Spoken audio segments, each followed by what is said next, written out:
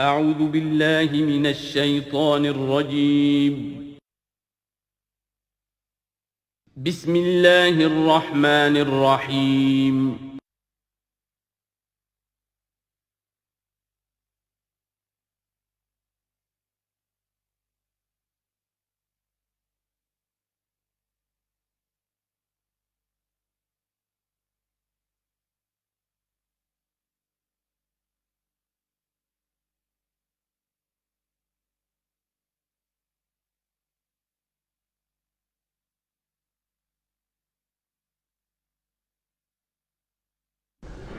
نحمده ونصلي على رسوله الكريم اما بعد فقد قال الله تبارك وتعالى كما ورد في سورة الحديد اعوذ بالله من الشيطان الرجيم بسم الله الرحمن الرحيم سابقوا الى مغفرة من ربكم وجنة عرضها كعرض السماء والارض اعدت للذين آمنوا بالله ورسله ذلك فضل الله يؤتيه من يشاء والله ذو الفضل العظيم صدق الله العظيم۔ جن مسلمانوں کے دلوں پر کچھ زنگ آ گیا تھا یا جن کے جوش جہاد میں، ذوق شہادت میں، جذبہ انفاق میں کمی آ گئی تھی، ان کی کچھ تنبیہ، زجر، کچھ مشفقانہ اور محبت بھری ڈانٹ ڈپٹ کے بعد انہیں ادھر متوجہ کیا گیا کہ شیطان لعین تمہیں تاخیر اور تعویق کے چکر میں ڈالے گا۔ ابھی یہ اور کر لو، ابھی وہ اور کر لو، ابھی ان ذمہ داریوں سے عہدہ برا ہو لو، پھر اپنے آپ کو ہمہ وقت پر اللہ کے دین کے لیے لگا دینا۔ اور یہ شیطان کا سب سے بڑا دھوکہ ہے۔ لہذا بڑا ہی جذباتی انداز ہے، الم یأن للذین آمنوا ان تخشع قلوبہم لذکر اللہ وما نزل من الحق۔ پھر انہیں دعوت دی گئی، اگر اپنے گریبان میں جھانکو اور دلوں کو ٹٹولو اور محسوس ہو کہ یہ دل کی بستی تو ویران ہے، اجڑی ہوئی ہے، یہاں وہ ایمان کی مثبت دولت، اس کی روشنی تو موجود نہیں ہے، تب بھی مایوس نہ ہو۔ اعلموا ان اللہ یحیی الارض بعد موتہا، اللہ مردہ زمین کو دوبارہ زندہ کر دیتا ہے، تمہارے نگاہوں کا مشاہدہ ہے۔ لہذا تم بھی کوشش کرو تو اپنی دلوں کی اس مردہ زمین میں اثر نو ایمان کی فصل اگا سکتے ہو اور وہ پوری طرح بہار دے گی۔ لیکن جیسے تم ہل چلاتے ہو، تمہیں اپنی دل کی اس زمین میں ایک ہل چلانا ہوگا، مال کی محبت کو کھود کھود کر نکالنا ہوگا۔ اس کے لیے صدقہ غریبوں، محتاجوں پر بھی، اور اللہ کے دین کے لیے قرض حسنہ۔ اب اس میں جو سب سے بڑی رکاوٹ ہے حیات دنیاوی، اس کی حقیقت کھول دی۔ اعلموا انما الحیات الدنیا لعب ولہو وزینۃ وتفاخر بینکم وتکاثر فی الاموال والاولاد۔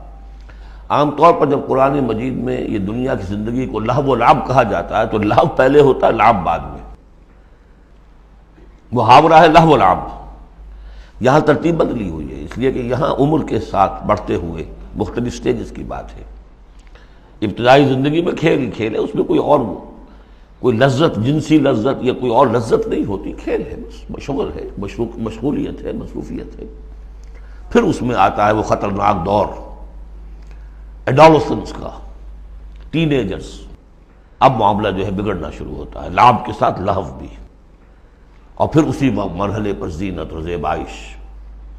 پھر انسان اپنی پوری جوانی کو پہنچتا ہے، یہ 30 برس کی عمر کے آس پاس انسان پھر تفاخر، دوسروں سے اپنے آپ کو اوپر کرنا، نمایاں کرنا۔ اس کے بعد ذرا عمر ڈھلنے لگتی ہے تو آدمی بڑا ہی حقیقت پسند ہو جاتا ہے، واقعیت پسند، ریئلسٹک۔ اب یہ کہ مال اور دولت اور اولاد یہ ختم نہیں ہوتی یہاں تک کہ انسان قبر میں جا کر اس کو اتار دیا جائے۔ یہ بات جو ہے آخری پارے کی صورت میں آئے گی، الہاکم التکاثر حتی زرتم المقابر۔ یہ جو آخری سٹیج ہے تکاثر فی الاموال والاولاد، یہ پھر پیچھا نہیں چھوڑتی۔ چاہے کسی کے پاس اتنی دولت ہو کہ 5 نسلیں 6 نسلیں پیٹ بھر کر کھا سکتی ہیں، پھر بھی حوث حل من مزید، حل من مزید، مزید کے لیے۔ چاہے پاؤں جو ہے ظاہری طور پر بھی نظر آ رہا ہے کہ قبر کے اندر لٹکا کے بیٹھا ہوا ہے بڈھا یہ، لیکن مال کی حوث، دولت کی حوث یہ کبھی ختم نہیں ہوتی۔ الہاکم التکاثر حتی زرتم المقابر۔ اب یہ سارے حقائق واضح کرنے کے بعد اب پکارا جا رہا ہے سابقوا الی مغفرۃ من ربکم، مسابقت کرو ایک دوسرے سے، آگے نکلو، بھاگو، دوڑو، جیسے تم دنیا میں مسابقت کر رہے ہو۔ اس کے ہاں یہ آ گیا، میرے ہاں کیوں نہ ہو؟ اس کے ہاں اتنا بڑا ٹی وی آ گیا، میرے ہاں کیوں نہ ہو؟ میرے بچے کیا کریں گے؟ جائیں گے وہاں دیکھیں گے، اور میں تو انفیورٹی کمپلیکس پیدا ہو جائے گا، فلاں ہو جائے گا، یہ ہو جائے گا۔ تو تم مسابقت کر رہے ہو دنیا میں، ہے جستجو کہ خوب سے ہے خوب تر کہاں؟ تو یہ مسابقت تمہیں دنیا میں نہیں، دین میں کرو، جنت کے حصول کے لیے کرو۔ سابقوا الی مغفرۃ من ربکم، ایک دوسرے سے آگے نکلو، مسابقت کرو، دوڑ لگاؤ، کس چیز کی طرف؟ اپنے رب کی مغفرت کے حصول کے لیے اور اس جنت کے حصول کے لیے۔ ارضھا کعرض السماء والارض، جس کا پھیلاؤ ہوگا جو آسمان اور زمین کا ہے۔ بعض جگہ پر سماوات بھی آیا ہے۔ میرا گمان یہ ہے واللہ عالم کہ جو پہلی جنت بنے گی، نزل جس کو کہا گیا، وہ تو اسی زمین پر ہوگی، لیکن پھر اب مراتب کے اعتبار سے جیسے کہا گیا کافروں کے لیے آسمان کے دروازے نہیں کھولے جائیں گے، لیکن اہل ایمان کے لیے یہ دروازے کھلیں گے۔ یہ جو ارب گیلیکسیز ہیں، اور ہر گیلیکسیز میں کتنے سولر سسٹم ہوں گے، اور کتنے سولر سسٹم میں کتنی زمینیں ہوں گی، اتنی ایسی زمین بھی تو ہوگی نا جیسی بالکل ہماری زمین ہے، ہر سولر سسٹم میں ہوگی۔ سورج سے اتنے ہی فاصلے پر، اپنے سورج سے اتنے ہی فاصلے پر جتنے فاصلے پر کہ ہماری زمین ہے۔ یہ ساری جو اللہ نے تیار کر رکھی کس کے لیے؟ یہ ہے کہ جو اہل جنت کے لیے، وہاں جانے کے لیے ہمیں کوئی راکٹس کی ضرورت نہیں ہوگی، اللہ تعالیٰ لے کر جائے گا، جیسے کہ جبرائیل آتے ہیں 7ویں آسمان سے زمین پر آتے ہیں۔ محمد رسول اللہ ایک مرتبہ زمین سے 7ویں آسمان پر ہو آئے ہیں، ہم بھی جائیں گے انشاءاللہ، جو بھی ہم میں سے کچھ نصیب ہوگا۔ کون کون سے؟ یہ جنت کا پھیلاؤ ہے پورے آسمانوں اور زمین کے برابر۔ اعدت للذین آمنوا باللہ ورسلہ، وہ تیار کی گئی ہے، سنواری گئی ہے، فرنش کی گئی ہے۔ اعداد کہتے ہیں کسی چیز کے لیے کسی چیز کو تیار کرنا، استعداد اسی سے بنا ہے۔ فلاں میں بڑی استعداد ہے، اعداد باب افعال ہے، تیار کی گئی ہے، سنواری گئی ہے، فرنش کی گئی ہے، ڈیکوریٹ کی گئی ہے۔ وَعِدَّتْ لِلَّذِينَ آمَنُوا بِاللَّهِ وَرُسُلِهِ، ان کے لیے جو ایمان لائے اللہ پر اور اس کے رسولوں پر۔ اور ذَلِكَ فَضْلُ اللَّهِ يُؤْتِيهِ مَن يَشَاءُ، یہ اللہ کا فضل ہوگا، جس کو بھی چاہے گا دے گا۔ وَاللَّهُ ذُو الْفَضْلِ الْعَظِيمِ، اللہ بڑے فضل والا ہے۔ اب ایک اور رکاوٹ جو ہوتی ہے اس راستے پر چلنے میں، راستہ یہ کیا ہے؟ اس کی ہدف آگے آ جائے گا، جہاد اور قتال اور انفاق کس کام کے لیے ہے، یہ اس سورہ مبارکہ کا کلائمیکس ہوگا جو آگے آئے گا۔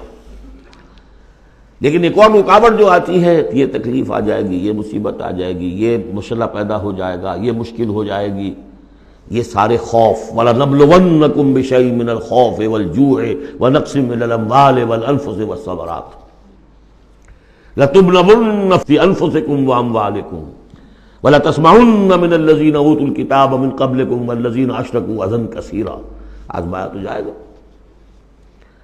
اب اس کے لیے بتایا کہ ایک بہت بڑا نسخہ دیا جا رہا ہے، ما اصاب من مصیبت فی الارض ولا فی انفسکم، نہیں پڑتی کوئی پڑنے والی کوئی تکلیف، کوئی مصیبت، کوئی آزمائش، کوئی رنج دہ چیز، تکلیف دہ ہے، مگر الا فی کتاب من قبل ان نبرأ، چاہے وہ مصیبت تمہاری اپنی جان پر ہو یا پوری زمین پر ہو۔ وہ بڑے پیمانے پر آیا، سیلاب آیا، زلزلہ آ گیا، ایک انسان کی اپنی ذاتی زندگی میں آیا، ایکسیڈنٹ کے اندر مجروح ہو گیا، کسی بیماری میں مبتلا ہو گیا۔ ما اصاب من مصیبت فی الارض ولا فی انفسکم الا فی کتاب من قبل ان نبرأ، وہ ایک کتاب میں درج ہے اس سے پہلے کہ ہم اسے ظاہر کریں۔ ان ذالک علی اللہ یسیر، یہ اللہ پر بہت آسان ہے۔ اللہ کا علم جو ہے اتنا محیط ہے ما کانا و ما یکون کو، کہ جو کچھ ہونا ہے اس کے علم میں تو پہلے سے موجود ہے۔ تو تم اسے بڑا عجیب سمجھو گے، بہت مشکل سمجھو گے، اللہ پر یہ آسان ہے۔ یہ بات تمہیں کیوں بتا دی گئی؟ اس کا ایک نتیجہ نکلنا چاہیے، لِكَيْ لَا تَأْسَوْا عَلَىٰ مَا فَاتَكُمْ، تم افسوس نہ کیا کرو، مایوس نہ ہو جایا کرو اس چیز پر جو تمہارے ہاتھ سے جاتی رہے۔ حوادث سے، دنیا سے کوئی چیز اگر ہاتھ سے نکل گئی، موقع ہاتھ سے نکل گیا، اب بیٹھے ہیں پچھتا رہے ہیں، پیچ و تاب کھا رہے ہیں، میں اگر اس وقت یہ کام نہ کرتا، سیدھا چلا جاتا تو میرا کام بن جاتا، یہ نہ ہوتا، اس نے یہ کام رکاوٹ نہ ڈالی ہوتی تو یہ میرا کام بن جاتا، سوائے وہ پیچ و تاب کے کچھ حاصل نہیں۔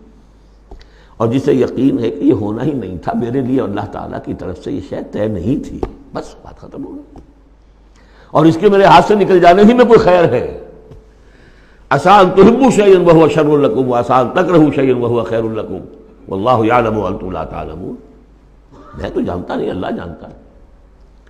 ما اصاب من مصیبۃ فی الارض ولا فی انفسکم الا فی کتاب من قبل ان نبرأہا ان ذلک علی اللہ یسیر لکی لا تأسوا علی ما فاتکم ولا تفرحوا بما آتاکم۔ جو کچھ اللہ تمہیں دے دے اس پر اترایا مت کرو، اس لیے کہ وہ بھی آزمائش ہے، جو دیا ہے تمہیں اس میں آزمائش ہے، اس کو اکاؤنٹ فار کرنا پڑے گا، وہ لائبلٹی ہے۔ آپ کو معلوم ہے بیلنس شیٹ جب بنتی ہے تو جو کیپٹل ہوتا ہے وہ لائبلٹیز کے کھاتے میں آتا ہے۔ اتنا مال تھا تمہارے پاس، اب بتاؤ نا کیا کیا تم نے اس میں؟ تو اللہ جو کچھ دیتا ہے وہ لائبلٹی ہے، اس کو اکاؤنٹ فار کرنا ہوگا قیامت کے دن۔ تمہیں اتنا مال دیا تھا میں نے، تم نے کیا کیا؟ تمہیں اتنی ذہانت میں نے دی تھی، تم نے کہاں لگائی؟ یہ صلاحیتیں میں نے دی تھی، کہاں خرچ کی؟ دنیا بنانے میں یا آخرت بنانے میں؟ باطل کے نظام کی چاکری کرنے میں؟ IMF کی سروس ہو رہی ہے، اتنے ملین روپے تنخواہ مل رہی ہے، ٹھیک ہے، چاکری کس کی ہو رہی ہے؟ کس کے نظام کو چلا رہے ہو؟ کس کی رتھ میں گھوڑے بن کر جتے ہوئے ہو؟ غور کرنے کی بات ہے۔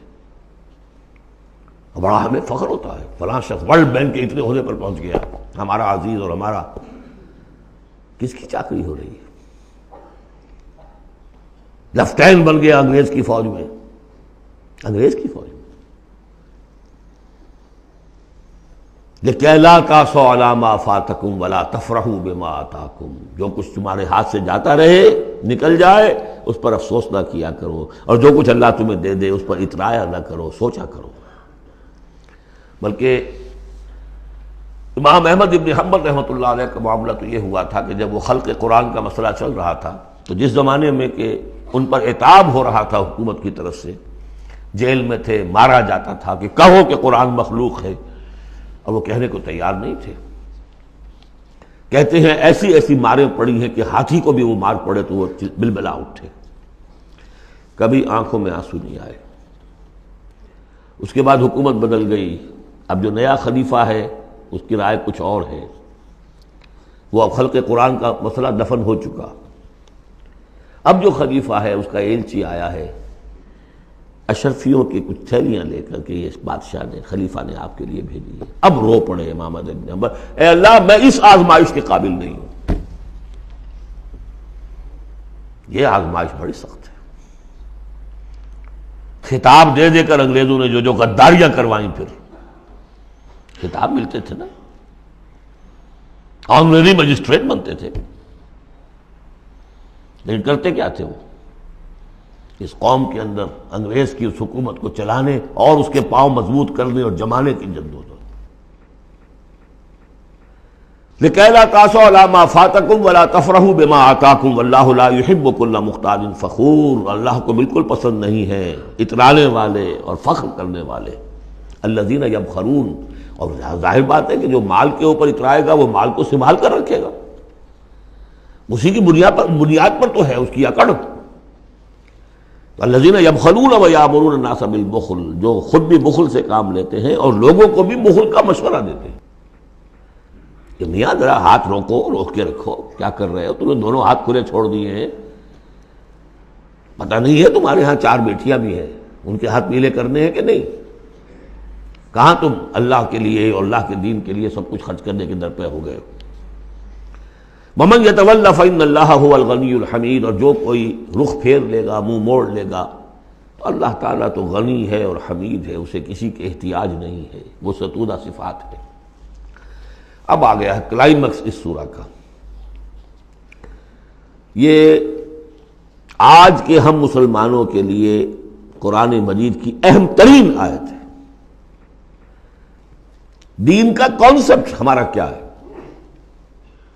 حکومت انگریز کی ہوتی رہے، ہمیں کیا نمازیں پڑھنی، روزے رکھنے ہیں. بہت بڑے عالم نے انگریز کے دور میں کہا تھا ہمیں کوئی ایسا کام نہیں کرنا چاہیے جس سے انگریزوں کو، ہمارے حاکموں کو تشویش ہو، اس لیے کہ انہوں نے ہمیں مذہبی آزادی دی ہوئی ہے. ہمیں وہ روکتے ہی نہیں، نمازیں پڑھو، داڑھیاں رکھو، روزے رکھو، حج کرو، انگریز روکتا نہیں. جس پر پھر علامہ اقبال نے پھپتی چست کی تھی کہ ملا کو جو ہے ہند میں سجدے کی اجازت، ناداں یہ سمجھتا ہے کہ اسلام ہے آزاد. اسلام کہاں آزاد ہے؟ کیا قرآن کا قانون نافذ ہے؟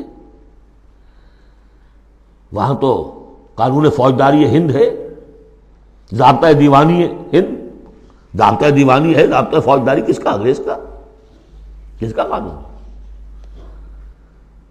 اصل میں دین کا جو تصور تھا وہ ہمارا بگڑتا بگڑتا، تنگ ہوتا ہوتا، سکڑتا پرورٹ ہوتا ہوا یہاں تک آ گیا ہے کہ چند ریچولز ہیں، چند رسومات ہیں، بس وہ دین ہے. باقی جو ہو سو ہو. یہاں ذرا اس آیت کو آپ دیکھیے. ایک تو یہ کہ اس اعتبار سے اہم ترین ہے کہ ہمارے اس تصور دین کو چیلنج کرنے والی، جھنجھوڑنے والی. دوسرا یہ کہ واقعہ یہ ہے کہ میں سمجھتا ہوں کہ پوری انسانی تاریخ میں ایسی اریاں انقلابی عبارت کہیں آپ کو نہ مل سکے جو اس ایک آیت میں ہے. اور ڈنکے کی چوٹ دھڑلے کے ساتھ، not chewing the words. کھل کر بات کی. غور کیجئے کہ گھر سمجھیے. لقد ارسلنا رسلنا بالبینات، ہم نے بھیجا اپنے رسولوں کو واضح نشانیوں کے ساتھ. وانزلنا معہم الکتاب والمیزان، اور ہم نے ان کے ساتھ کتاب اتاری، میزان اتاری. یہ سب کچھ کس لیے کیا؟ لیقوم الناس بالقسط، تاکہ لوگ عدل پر قائم ہوں. یہ قرآن اس لیے اتارا کہ اس کی قرآن خوانی کی مجلسیں ہو جائیں، یا قرات کی محفلیں ہو جائیں، یا خطاطی کی نمائشیں ہو جائیں. اللہ اللہ خیر صلی. 40 من کا قرآن ہم نے لکھ لیا ہے سونے کے تاروں سے، بہت تیر مارا ہے. قرآن اس لیے نازل ہوا تھا، نظام کسی اور کا، قانون پہ راضی اوروں کے. مولانا ماہر القادری صاحب کا جو شعر تھا، یہ مجھ سے عقیدت کے دعوے، قانون پہ راضی اوروں کے، یوں بھی مجھے رسوا کرتے ہیں ویسے بھی رلایا جاتا ہوں. تو قرآن اس لیے تو نہیں ہے. قرآن تو آیا، جو نظام لے کر آیا اسے قائم کرو، جو میزان لے کر آیا اسے نظم کرو، جو شریعت لے کر آیا اسے نافذ کرو. اگر یہ نہیں تو بابا پھر سب کہانیاں، عمرے کرتے رہو ہر سال، باقی سارا دھندا سودی کاروبار، دین جو ہے، بلڈنگیں بناؤ، عیش کرو. ہاں عمرہ کراؤ. گنگا نہا آیا جیسے ہندو پاک ہو گیا، ایسے عمرہ جو ہے کرائے پاک صاف ہو گیا. یہ ہے آپ کا دین، آج کا دین. غور کر لیجیے اس کو. نظام عدل و قسط.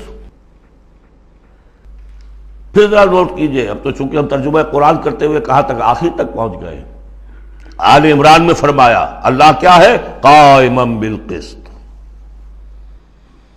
سورہ نساء میں فرمایا مسلمانوں تمہیں کس لیے ہم نے اٹھایا ہے؟ یا ایھا الذین آمنوا کونوا قوامین بالقسط شہداء للہ. عدل و انصاف کو قائم کرنے والے بن کر کھڑے ہو. سورہ مائدہ میں فرمایا یا ایھا الذین آمنوا کونوا قوامین للہ شہداء بالقسط. پھر سورہ شورى تو ابھی پڑھی ہم نے، زیادہ دور نہیں ہوئی. حضور سے کہا گیا کہ کہہ دو وَأُمِرْتُ لِأَعْدِلَ بَيْنَكُمْ، مجھے حکم ہوا ہے تمہارے مابین عدل قائم کروں. میں صرف واعظ کہنے نہیں آیا. اللہ الذی انزل الکتاب بالحق والمیزان، یہ بھی آیت سورہ شورى میں ہم پڑھ چکے ہیں. وہی کتاب اور میزان کا لفظ یہاں بھی آ گیا ہے. لقد ارسلنا رسلنا بالبینات وانزلنا معهم الکتاب والمیزان لیقوم الناس بالقسط. یہ عدل جو قرآن لے کر آیا، یہ نظام عدل ہے، عدل و قسط ہے، اسے نافذ کرو. پھر وہ ہم پڑھ چکے سورہ مائدہ میں، قُلْ يَا أَهْلَ الْكِتَابِ لَسْتُمْ عَلَىٰ شَيْءٍ حَتَّىٰ تُقِیمُوا التَّوْرَاةَ وَالْإِنجِیلَ وَمَا أُنزِلَ إِلَیْکُم مِّن رَّبِّکُم، کہہ دیجئے نبی ان سے، اے کتاب والو تمہاری کوئی حیثیت نہیں ہے جب تک کہ تم قائم نہیں کرتے تورات کو اور انجیل کو اور جو کچھ تمہارے اوپر نازل کیا گیا تمہارے رب کی طرف سے۔ یاد ہوگا کہ میں نے کہا تھا یہاں لفظ قرآن رکھ کر دیکھیے، قُلْ يَا أَهْلَ الْقُرْآنِ لَسْتُمْ عَلَىٰ شَيْءٍ حَتَّىٰ تُقِیمُوا الْقُرْآنَ وَمَا أُنزِلَ إِلَیْکُم مِّن رَّبِّکُم، اے قرآن والو تمہاری کوئی حیثیت نہیں ہے، You have no face to talk to us، ہم سے دعائیں مانگ رہے ہو، ہم تمہاری دعائیں تمہارے منہ پر دے کر مارتے ہیں۔ تم نے وہ قرآن نافذ کیا یا اس کی تلاوت کی؟ تراویح میں سن لیا پورے رمضان میں ایک قرآن تو بڑا تیر مار دیا، کیا اس کا ایک حرف نہ سمجھاؤ؟ لقد ارسلنا رسلنا بالبینات وانزلنا معهم الکتاب والمیزان لیقوم الناس بالقسط، اور عدل کے راستے میں تو رکاوٹ ڈالیں گے وہ لوگ کہ جو ایکسپلائٹ کر رہے ہیں۔ جاگیردار کبھی چاہے گا کہ جاگیریں ختم ہو جائیں، وہ تو ٹیکس دینے کو تیار نہیں، آپ کہتے ہیں جاگیرداری ختم ہو جائے۔ ہاں کوئی ہو سکتا ہے ایسا بھی جاگیردار شریف النفس، کوئی سرمایہ دار ایسا ہو سکتا ہے شریف النفس، لیکن شاذ ہوگا وہ، کوئی ہوگا، اکثر و بیشتر تو نہیں ہوں گے۔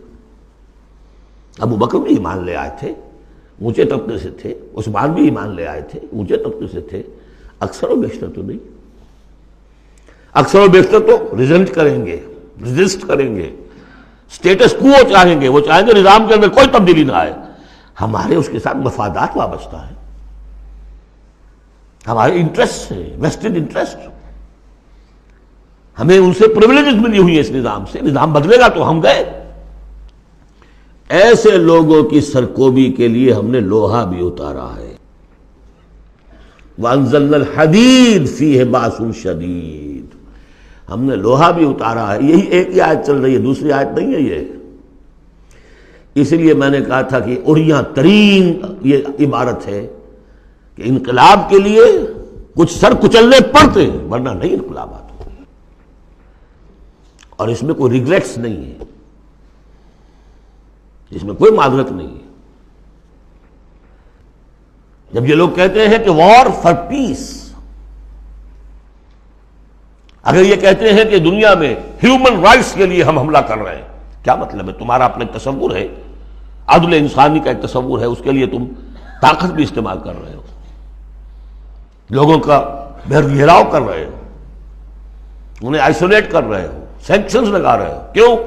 کہ تمہاری مرضی کے مطابق نظام انہوں نے کیوں نہیں بنایا؟ تو اہل ایمان کو اللہ نے ایک نظام دیا ہے، وہ اللہ کا دیا ہوا نظام ہے، عدل و قسط پر مبنی ہے۔ اس نظام کو قائم کرنے کے لیے وہ اگر طاقت بھی ہوگا تو استعمال کریں گے۔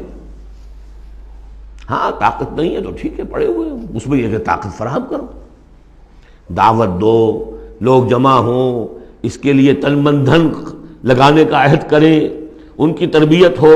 محمد رسول اللہ کیا کر رہے تھے مکے میں 12 برس تک؟ وہ آپ نے طاقت تیار کی ہے، وہ طاقت جو ہے پھر کوڑا بن گیا جب تو کوڑا دے کر مارا ہے باطل کے اوپر۔ بل نقذف بالحق علی الباطل فیدمغہ، ہم باطل کے اوپر حق کو مارتے ہیں جو اس کا بھیجا نکال دیتا ہے۔ فاذا ہوا زاہق، یہی ہوا۔ لیکن اس دوران میں، اس پروسیس میں اہل ایمان کو جانیں دینی پڑیں گی، تکلیفیں جھیلنی ہوں گی، گھر بار چھوڑنے ہوں گے، جان و مال کے نقصانات برداشت کرنے ہوں گے۔ یہ ہے انقلابی عمل۔ وَأَنزَلْنَا الْحَدِيدَ فِيهِ بَأْسٌ شَدِيدٌ، ہم نے اتارا لوہا، اس میں بڑی جنگ کی صلاحیت ہے، ہتھیار بنتا ہے۔ وَمَنَافِعُ لِلنَّاسِ، لوگوں کے لیے کچھ اور منفعت بھی ہے۔ اصل میں تو یہ تلوار اور نیزے اور ڈھال کے لیے ہے، باقی یہ کہ چمٹا پھونکنی اور توا بھی تم نے بنا لیے، چلو کوئی بات نہیں۔ اب تو وہ چمٹا پھونکنی اور توے کا دور بھی گزر گیا۔ وَلِيَعْلَمَ اللَّهُ مَن يَنصُرُهُ وَرُسُلَهُ بِالْغَيْبِ، اللہ دیکھنا چاہتا ہے کہ کون ہے اس کے وہ وفادار بندے جو لوہے کی طاقت کو ہاتھ میں لے کر اللہ کی اور اس کے رسولوں کی مدد کرتے ہیں غیب میں ہونے کے باوجود۔ دین اللہ کا ہے، اور اسے غالب کرنے کے لیے جو اللہ کے بندے میدان میں آ گئے گویا کہ وہ اللہ کے مددگار ہیں۔ یا ایھا الذین آمنوا کونوا انصار اللہ۔ اگرچہ دین نافذ کرنا قائم کرنا فرض منصبی محمد رسول اللہ کا ہے، هو الذی ارسل رسولہ بالہدی ودین الحق لیظہرہ علی الدین کلہ، جو ان کے انصار بن گئے، مددگار بن گئے، وہ اللہ کے مددگار، رسول کے مددگار۔ یہ مضمون جب آئے گا ابھی نکھر کر، اور اس ایک آیت کی شرح سمجھ لیجئے کہ جو سورہ صف میں آئے گی، اس لیے کہ یہ جو آیا ہے وہ یہ جمع کا صیغہ ہے، لقد ارسلنا رسلنا بالبینات، رسولوں کو بھیجا، اور تین چیزیں دے کر بھیجا، بینات، کتاب اور میزان۔ لقد ارسلنا رسلنا بالبینات ایک، وانزلنا معهم الکتاب نمبر 2، والمیزان نمبر 3، تاکہ عدل پر قائم ہو۔ حضور کے بارے میں اب آیت آئی، هو الذی ارسل رسولہ بالہدی ودین الحق، دو چیزیں دے کر بھیجا، تیسری نہیں۔ کیا مطلب؟ بینات اور الہدا ایک ہو گئے ہیں، کتاب اور معجزہ ایک ہو گئے، یہ قرآن ہی معجزہ ہے محمد رسول اللہ صلی اللہ علیہ وسلم کا۔ ریڈیوس ہو کر تین چیزیں محمد کے معاملے میں صلی اللہ علیہ وسلم دو رہ گئی ہیں۔ الہدا، اسی میں قانون ہے، کتاب ہے، اور یہی معجزہ ہے، محمد رسول اللہ کا معجزہ یہ ہے۔ ہاں، میزان مکمل ہو کر دین حق کی شکل اختیار کر چکی ہے، میزان عدل و قسط، اب دین حق۔ هو الذی ارسل رسولہ بالہدی ودین الحق لیظہرہ علی الدین کلہ ولو کرہ المشرکون۔ یہ سورہ صف کی مرکزی آیت ہے جو آگے آ جائے گی۔ لقد ارسلنا رسلنا بالبینات وانزلنا معهم الکتاب والمیزان لیقوم الناس بالقسط وانزلنا الحدید فیہ بأس شدید ومنافع للناس ولیعلم اللہ من ینصرہ ورسلہ بالغیب ان اللہ قوی عزیز۔ یہ سورہ مبارکہ جو ہے ایک اعتبار سے مضمون تدریجاً ترقی کرتا ہوا کلائمیکس پر پہنچ گیا ہے، آیت نمبر 25 پر جو ہم نے پڑھ لی۔ اب ایک سمجھیے ضمیمہ ہے اس میں، کبھی میں پہلے اینٹی کلائمیکس کا لفظ استعمال کرتا رہا، وہ مناسب نہیں ہے، ضمیمہ ہے۔ ضمیمہ کیا ہے؟ شیطان نے ایک اور چال چلی، جن لوگوں کے دلوں میں اللہ کی، رسول کی محبت بہت ہو گئی، آخرت کی طلب بھی ہو گئی، اور حقیقی ایمان اور صحیح جذبات، اس کا رخ موڑ دیا رہبانیت کی طرف۔ جاؤ خوب نفلیں پڑھو، خوب تپسیاں کرو، خوب عبادتیں کرو، دنیا کو چھوڑو، تاکہ دنیا میں ننگا ناچ ناچوں، اور جو اللہ کے ماننے والے ہیں وہ جا کر گپھاؤں میں اور پہاڑوں کی چوٹیوں پر اور غاروں میں جا کر تپسیاں کریں۔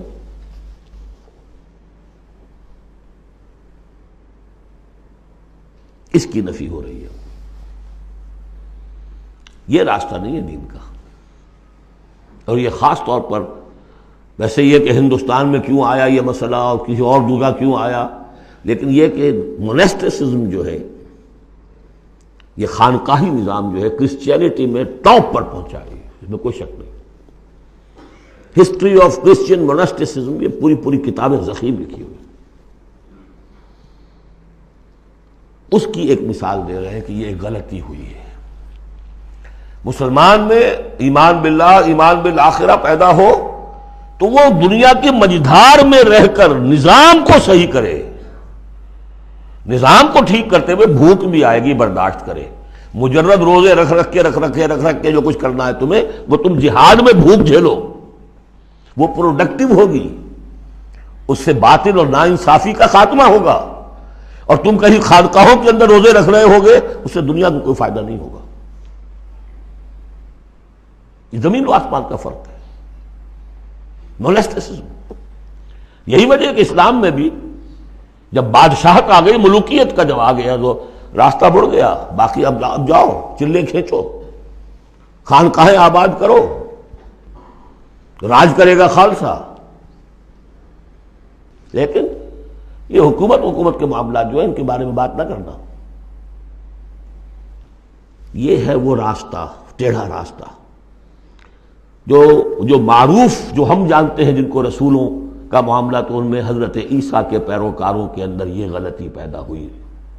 اب اس کی مثال دی جا رہی ہے کہ مسلمانوں، دنیا سے بے رغبتی، دنیا کو چھوڑ کر آخرت کو اختیار کرنا، یہ تو ہے دین کا جوہر، لیکن اس کا یہ مطلب نہیں کہ ترک دنیا ہو جائے، رہبانیت ہو جائے، تم تمدن کو اور تہذیب کو چھوڑ کر تم کہیں جنگلوں میں نکل جاؤ، بن باس لے لو، تم وہاں پر جا کر جو ہے وہ خانقاہیں بنا لو، یہ نہیں۔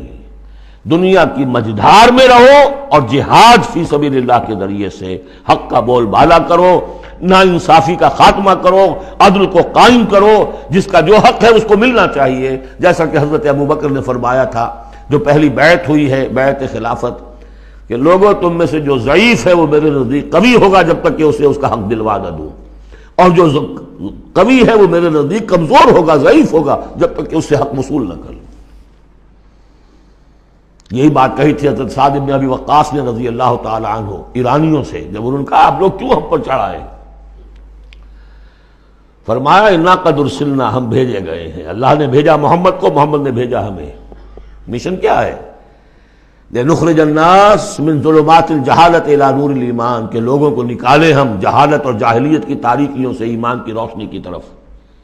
ومن جور الملوک الی عدل الاسلام، بادشاہوں کے ظلم و ستم کے پنجوں سے نجات دلا کر اسلام کے عادلانہ نظام سے روشناس کرے، یہ ہمارا مشن ہے۔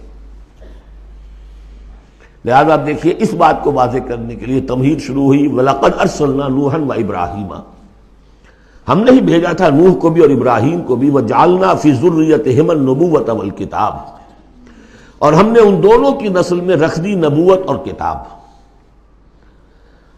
حضرت نوح کی بات ظاہر بات ہے کہ ان کی نسل ہی چلی ہے، لہذا نبوت بھی ان کی نسل میں چلی، لیکن ان کی نسل حضرت سام کی نسل بھی ہے، حضرت حام کی نسل بھی ہے، حضرت یافس کی نسل بھی ہے، تو یقیناً حضرت نوح اور حضرت ابراہیم کے مابین تو انبیاء اور رسل تینوں نسلوں میں آئے، حام کی نسل میں بھی، یافس کی نسل میں بھی، سام کی نسل میں بھی۔ قرآن مجید میں صرف سامی رسولوں کا تذکرہ ہے، البتہ ابراہیم کے بعد پھر جو آئے ہیں وہ حضرت ابراہیم کی نسل میں آئے ہیں، اور حضرت ابراہیم بھی چونکہ اب سے تقریباً 5000 برس قبل کے ہیں، اور ان کی اولاد کہاں کہاں تک گئی ہے یہ بالکل اپنی جگہ پر ایک تحقیق کا موضوع ہے، لیکن نبی ان کے بعد آئے ہیں ان کی نسل میں۔ وَلَقَدْ أَرْسَلْنَا نُوحًا وَإِبْرَاهِيمَ وَجَعَلْنَا فِي ذُرِّيَّتِهِمَا النُّبُوَّةَ وَالْكِتَابَ فَمِنْهُم مُّهْتَدٍ وَكَثِيرٌ مِّنْهُمْ فَاسِقُونَ، اب ان کی نسل کے اندر بہت سے ہیں ہدایت یافتہ بھی ہیں، لیکن بہت سے کثیر جو ہے وہ فاسق ہیں۔ یہ تمہید ہے کس بات کے لیے؟ ثُمَّ قَفَّيْنَا عَلَىٰ آثَارِهِم بِرُسُلِنَا وَقَفَّيْنَا بِعِیسَىٰ ابْنِ مَرْیَم، پھر ہم نے بھیجے ان کے پیچھے ان کے نقش قدم پر، آثارہم برسلنا، اپنے بہت سے رسول، وقفینا بعیسیٰ ابن مریم، اور پھر ہم نے بھیجا عیسیٰ ابن مریم کو۔ عیسیٰ ابن مریم کے تذکرے کے لیے یہ ساری تمہید ہے۔ وآتیناہ الانجیل، اور اسے ہم نے انجیل عطا فرمائی حضرت عیسیٰ ابن مریم کو۔ وجعلنا فی قلوب الذین اتبعوہ رأفۃ ورحمہ، اور ہم نے رکھ دیا، پیدا کر دیا ان لوگوں کے دل میں جنہوں نے اس کی پیروی کی، بڑی نرمی اور رحمت، رافت اور رحمت۔ رافت کہتے ہیں اس کو کہ کسی کو تکلیف میں دیکھ کر آپ تڑپ اٹھیں، یہ رافت ہے، اور رحمت یہ ہے کہ آپ اب اس کے لیے، اس تکلیف کے ازالے کے لیے کوئی کوشش کریں۔ گویا کہ یہ ایک، جیسے کہ ہمارے ہاں وہ ریفلیکس ایکشن کا ایک سرکل ہے، ادھر کسی چیونٹی نے کاٹا، اس کا سارا تصور جو ہے یہاں پہنچ گیا دماغ میں، کسی چیز نے کاٹا، فوراً وہاں سے حکم آیا اور جو مسلز ہیں ان کو حکم ہوا اور ہاتھ جو ہم نے کھینچ لیا، انسٹنٹینیسلی یہ شے ہوتی ہے۔ اسی طریقے سے کسی کو دیکھا تکلیف میں اور خنجر چلے کسی پہ، تڑپتے ہیں ہم امیر، سارے جہاں کا درد ہمارے جگر میں ہے، اگر یہ شکل پیدا ہو جائے تو پھر آدمی اس کے نتیجے میں پھر جو بھی کچھ کر سکتا ہے کرتا ہے اس کے لیے۔ تو رافت اور رحمت یہ گویا کہ کمپلیمنٹری ہے۔ اللہ تعالیٰ فرما رہے کہ حضرت عیسیٰ کے جاننے والوں، ماننے والوں کے دلوں میں یہ بات تو ہم نے پیدا کی ہے، خود تسلیم کر رہے ہیں۔ وَجَعَلْنَا فِي قُلُوبِ الَّذِينَ اتَّبَعُوهُ رَأْفَةً وَرَحْمَةً، اس کی وجہ کیا ہے؟ حضرت عیسیٰ خود بہت رقیق القلب تھے، بہت نیک تھے، اس درجے ان کے اندر تھی کہ ایک چور کو دیکھا اپنی آنکھوں سے کہ چوری کر رہا ہے، اسے کہا کیا کر رہا ہے؟ چوری کر رہا ہے۔ اس نے کہا نہیں میں چوری تو نہیں کر رہا۔ اچھا بھائی میری آنکھ نے غلط دیکھا۔ حضرت عیسیٰ کی اپنا مزاج، ہر ایک کا اپنا مزاج ہے، لہذا وہی مزاج ان کے جو حواریین تھا ان کے اندر پیدا ہوا ہے، رافت، رحمت، رقت قلب، شفقت۔ لیکن یہ چیز اب شیطان نے اس کو موڑ دیا رہبانیت کی طرف۔ وَرَهْبَانِيَّةً ابْتَدَعُوهَا، رہبانیت کی بدعت انہوں نے ایجاد کی۔ ایک شے تو ہم نے رکھی ان کے دل میں، رافت اور رحمت ہم نے رکھ دی۔ تو رافت اور رحمت تو بری شے نہیں ہے، خود حضور کے لیے لفظ سورہ توبہ کی آخری آیت میں آ چکا ہے، بالناس رؤوف الرحیم، بالمومنین رؤوف الرحیم، اہل ایمان کے حق میں آپ رؤوف بھی ہیں رحیم بھی ہیں۔ رافت اور رحمت بری شے تو نہیں، لیکن اس کا جو رخ موڑا ہے شیطان نے، اس کو کہا بدعت۔ وَرَهْبَانِيَّةً ابْتَدَعُوهَا، رہبانیت کی بدعت انہوں نے ایجاد کر لی۔ مَا كَتَبْنَاهَا عَلَيْهِمْ، ہم نے تو وہ ان پر فرض نہیں کی تھی۔ إِلَّا ابْتِغَاءَ رِضْوَانِ اللَّهِ، ہم نے تو جو چیز فرض کی تھی وہ یہی تھی کہ اللہ کی رضا تلاش کرو۔ اللہ کی رضا تلاش کرنے میں ایک راستہ یہ ہے، نفس کشی، سیلف انہیلیشن، تپسیاں، ریاضتیں، رہبانیت، ترک دنیا، تجرد کی زندگی، شادی بیاہ نہیں کرنی، لیکن یہ غلط راستہ تھا۔ اللہ کی رضا کا راستہ کیا ہے؟ وَابْتَغُوا إِلَيْهِ السَّبِيلَ وَجَاهِدُوا فِي سَبِيلِ اللَّهِ بِأَمْوَالِكُمْ وَأَنفُسِكُمْ، یہ راستہ ہے جو اللہ چاہتا ہے، باطل کو ملیا بیٹ کرنے کے لیے، حق کو غالب کرنے کے لیے، ظلم کے خاتمے کے لیے، عدل و قسط کو قائم کرنے کے لیے۔ سختیاں جھیلو، تکلیفیں برداشت کرو، بھوک برداشت کرو، فاقے برداشت کرو، جان و مال کا نقصان برداشت کرو، یہ ہے کہ جو اللہ کی رضا جوئی کا راستہ ہے جو اللہ نے سکھایا ہے۔ ہاں شیطان نے موڑ دیا کہ ان کی نیکی اب تمدن سے مڑ کر ادھر چلی جائے، تاکہ یہاں تمدن کا میدان میرے لیے، ننگا ناچ میں ناچوں، مجھے کچھ پوچھنے والا نہ ہو۔ فَمَا رَعَوْهَا حَقَّ رِعَایَتِهَا، پھر ایک اور دوہرا جو کے اوپر چارج شیٹ ایک اور ہے، پھر وہ رعایت بھی نہیں کر سکے اس کی جیسی کہ رعایت کرنی چاہیے تھی۔ ایک دفعہ آدمی طے کر لے میں ساری عمر شادی نہیں کروں گا، مجرد رہوں گا، یہ تو آسان ہے، اس کو نبھانا تو آسان نہیں ہے۔ اللہ نے انسان میں جنسی جذبہ رکھا ہوا ہے، نتیجہ کیا نکلا؟ وہ تو جو کتابیں میں نے بتایا ہے کہ یہ موٹی موٹی ضخیم کتابیں جو ہے ہسٹری آف کرسچین موناسٹسزم پر، ان میں پڑھ لیجیے اب کیا ہوتا تھا۔ کہنے کو راہب ہے اور راہبائیں ہیں، اور زنا ہو رہا ہے، حرامی بچوں کی پیدائش ہو رہی ہے، اور ان کے تہخانوں کے اندر قبریں بن رہی ہیں۔ وہ تہخانے جو ہوتے تھے راہب خانوں کے، وہ حرامی بچوں کے قبرستان ہوتے تھے۔ آخر فطرت کا راستہ ہے، دریا کے آگے آپ بند باندھیں گے کیا کریں گے؟ کوئی راستہ اس کا ایک اور بنائیے تو پھر وہ بند باندھ سکتے ہیں نا، چلتے دریا میں کیسے بنا دیں گے؟ وہ اسلام نے راستہ دیا ہے، حلال راستہ ہے، جائز راستہ ہے، شادی کرو، اپنے جنسی جذبے کی تسکین کا سیدھا سامان جو ہے وہ تمہارے لیے موجود ہے۔ جہاں وہاں قدغن آ جائے گی، حرام خوری ہوگی، پانی کے آگے بہاؤ کرے تو پانی کہیں نہ کہیں سے راستہ نکال لے گا، یہی ہوا۔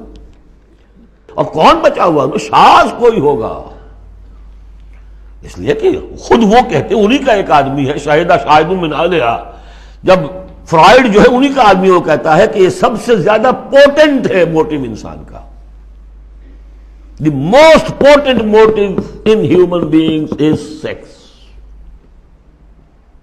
حالانکہ غلط ہے یہ، مغربی حکماء کے میں سے کسی کی نظر کہیں جم گئی، کسی کا کہیں جم گئی۔ مارکس کو پیٹ نظر آیا، معاشی جذبہ جو ہے انسان کا، اس کو سیکس نظر آیا، ایڈلر کو دی ارج ٹو ڈومینیٹ، تفوق، حب تفوق۔ یہ ساری چیزیں اپنی جگہ پر پارشل ٹروتھس ہیں، سب ٹھیک ہے، لیکن بہرحال جو اتنا بڑا جذبہ ہے اس کے آگے آپ ایک غیر فطری اگر بند باندھیں گے تو اس کا نقصان کیا ہوگا؟ فما رعوها حق رعایتها، تو پھر وہ رعایت بھی نہ کر سکے، اس کی حفاظت نہ کر سکے، اس کا حق ادا نہ کر سکے، اس کو نبھا نہ سکے جیسا کہ نبھانے کا حق تھا۔ فآتینا الذین آمنوا منہم اجرہم، تو ان میں سے جو لوگ ایمان لے آئے، یعنی یہ کہ جو بھی مسلمان ہو گئے، یہ بھی مانی ہے، یا اپنے اپنے زمانے میں حضور صلی اللہ علیہ وسلم سے کی بعثت سے پہلے جو لوگ بھی تھے صاحب ایمان، ان میں ان کے لیے ان کا اجر ہے، وَكَثِيرٌ مِّنْهُمْ فَاسِقُونَ، لیکن ان کی بھی اب اکثریت جو ہے فاسقوں پر مشتمل ہے۔ یا ایھا الذین آمنوا اتقوا اللہ وآمنوا برسولہ، اس کے دو مفہوم ہیں، ایک تو یا ایھا الذین آمنوا اہل ایمان، مسلمانوں سے خطاب ہے، اہل ایمان اللہ کا تقوی اختیار کرو اور اللہ کے رسول پر ایمان کو پختہ کرو۔ لقد کان لکم فی رسول اللہ اسوۃ حسنہ، ان کی زندگی میں دیکھو کیا توازن تھا، انہوں نے ترک دنیا تو نہیں کی، شادیاں کی، بھرپور زندگی گزاری ہے، ان کی اولاد بھی تھی، کتنی بیویاں تھیں، ہاں اس کے باوجود پوری زندگی لگی ہے دین کے غلبے کی جد و جہد میں۔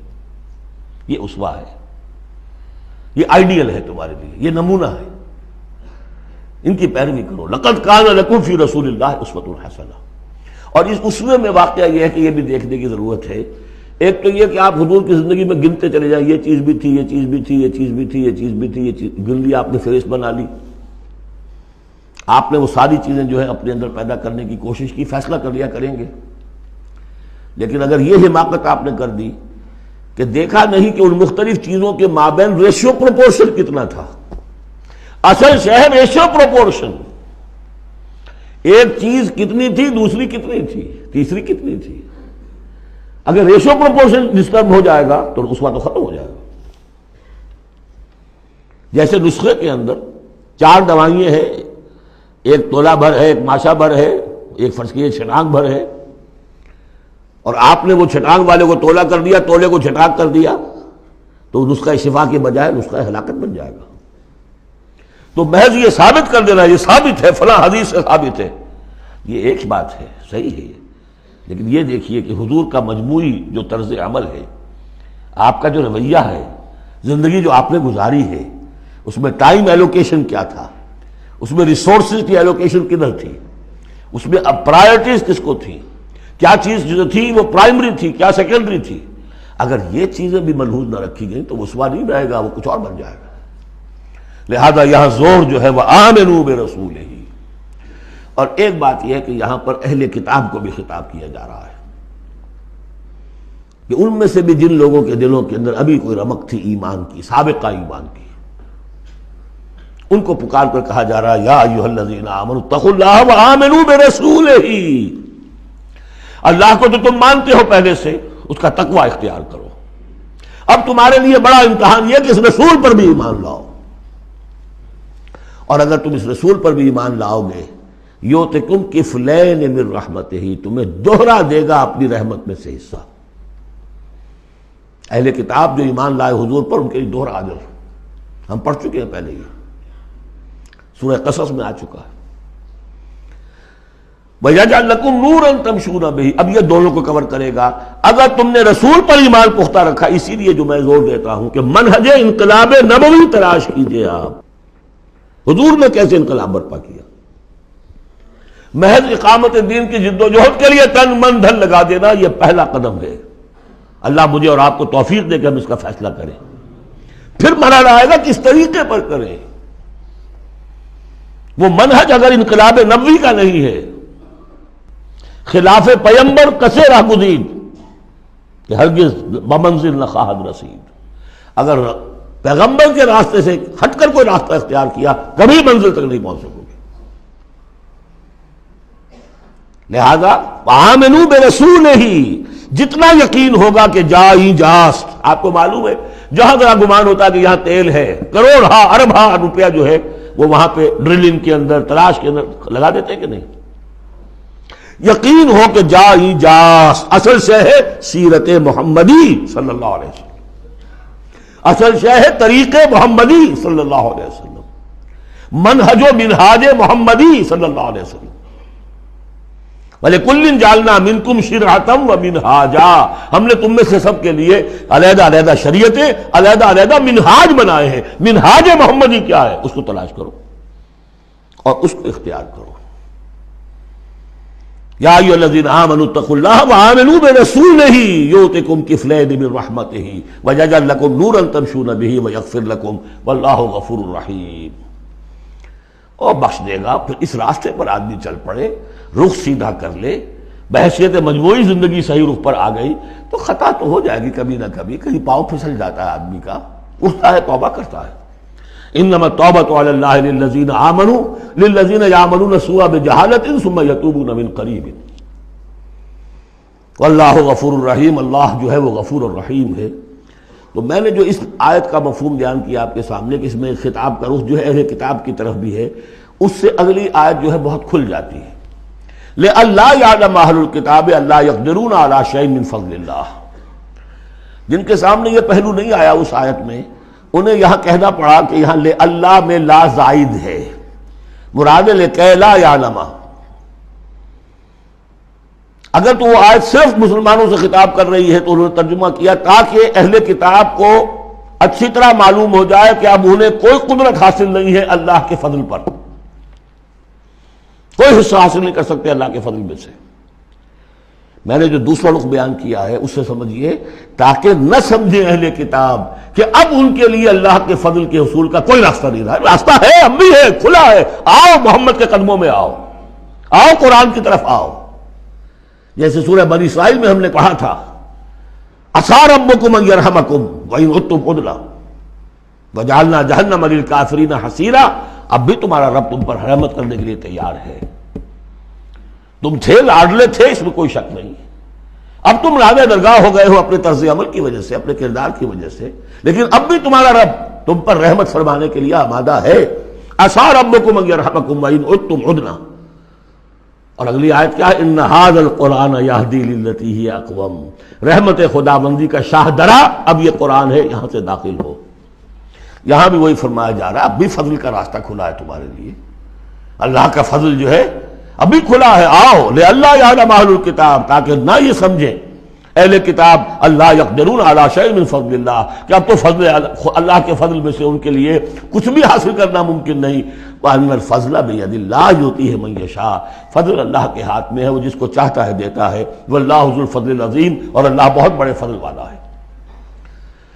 سورۃ المجادلہ، یہاں پہ ایک نوٹ کر لیجئے کہ ان میں مسبحات کی ترتیب اس طرح ہے، ایک مسبحات میں سے ام المسبحات سورہ حدید، پھر ایک ہے بغیر مسبح تسبیح کے، پھر ایک صورت آئے گی پھر مسبحات میں سے سورہ حشر، پھر ممتحنہ آ جائے گی بغیر تسبیح کے، پھر ان 10 صورتوں کے اندر جو اہم ترین جوڑا ہے مرکز ان کا وہ سورہ صف اور سورہ جمعہ دونوں مسبحات سے شروع ہوں گی، پھر ایک خالی، پھر مسبحات میں سے تغابن، پھر دونوں ایک جوڑا ہے کہ جو بغیر مسبحات کے ہیں، سورہ طلاق اور سورہ تحریم۔ مرکز کیا ہے ان کا 10 میں سے؟ 4 ادھر 4 ادھر، درمیان میں سورہ صف، سورہ جمعہ۔ یہ سورہ مبارکہ جو ہے، اب اس کا اصل مضمون کیا ہے وہ پہلے سمجھ لیجئے پھر ہم شروع کرتے ہیں۔ اس میں شروع میں تو ایک ضمنی طور پر سمجھیے معاشرتی معاملات میں سے، آئلی قوانین میں سے خاص بات ہے جس کے لیے یہاں 4 آیتیں غالباً آئی ہیں۔ اس کے بعد جو سورہ حدید کا مرکزی مضمون تھا اللہ کا دیا ہوا نظام عدل و قسط قائم کرنا، اب ظاہر بات ہے کہ اس کی جد و جہد کے لیے ایک حزب اللہ درکار ہے۔ ایک آدمی تو یہ کام نہیں کر سکتا، ایک آدمی کر سکتا تو حضرت موسیٰ علیہ السلام پر وہ حسرت کیوں طاری ہوتی ہے جب پوری قوم نے جواب دے دیا تھا فَاذْهَبْ أَنْتَ وَرَبُّكَ فَقَاتِلَا إِنَّا هَاهُنَا قَاعِدُونَ۔ ایک نہیں 4 تھے، وہ حضرت موسیٰ بھی تھے، حضرت ہارون بھی تھے۔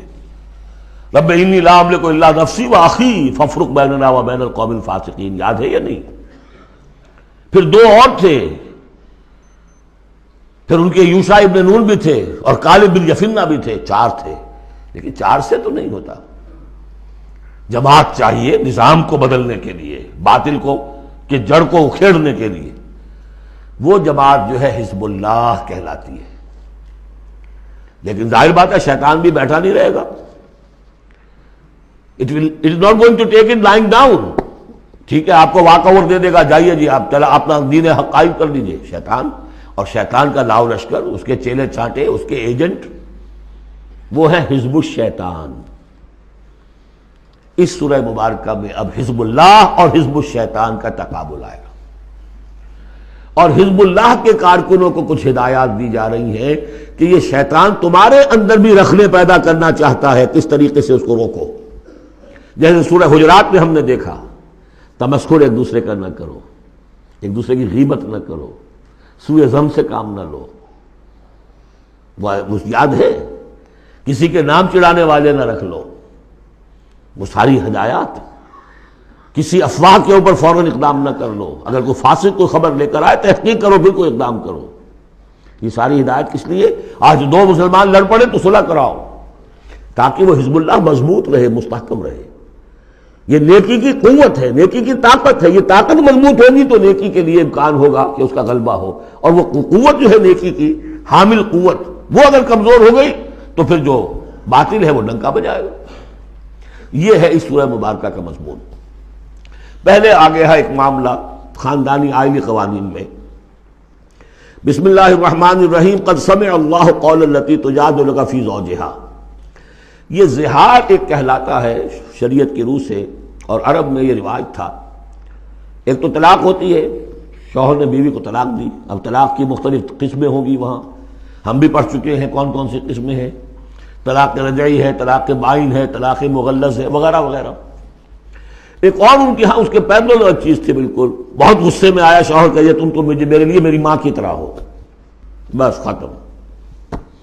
اب قیامت تک وہ اس کے لیے حلال نہیں ہو سکتی، وہ اس کے لیے حلالہ بھی کوئی نہیں۔ طلاق مغلظ کے لیے تو پھر بھی کوئی حلالہ ہے، اس کے لیے حلالہ بھی نہیں تھا۔ یا کہہ دیا ماں کی پیٹھ کی طرح ہو، ماں کے جسم کے کسی حصے سے تشبیہ دے دی، اب تو تم میرے لیے تو میری ماں کے فلاں چیز کی طرح ہو، گویا کہ اب میں تمہارے ساتھ کوئی تعلق نہیں رکھ سکتا۔ مستقل جدائی ہو گئی، اس کو زہار کہتے ہیں۔